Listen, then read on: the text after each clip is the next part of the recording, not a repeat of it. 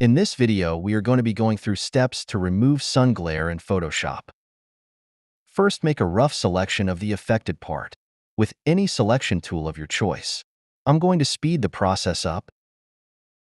Make sure the glare is selected from the inside, and make sure they are perfectly selected.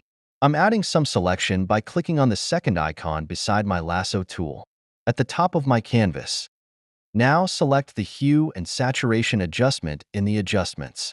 Below our Layers panel, adjust the hue, saturation, and lightening to reduce the lighting of the glare. Click on the adjustment thumbnail and increase the feather to smoothing out the adjustment. Select your brush tool after clicking on the adjustment thumbnail. Then paint on the imperfect part of the picture. We are doing this to make sure the adjustment affects all the inner part of the glare. Press Alt plus Control plus Shift plus E to create a layer from all the layers combined. Select your Clone Stamp tool and press Alt to clone some perfect parts.